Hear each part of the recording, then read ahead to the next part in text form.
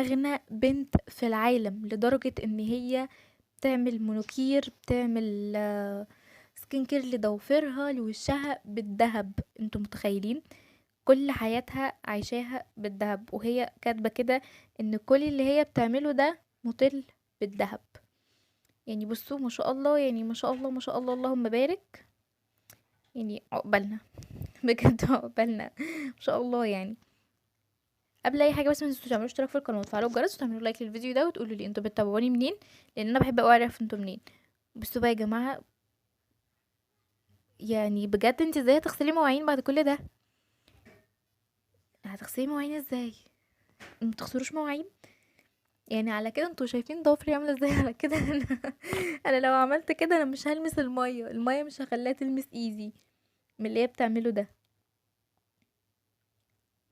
لا بجد حاجه فظيعه جدا، يعني ما شاء الله والله.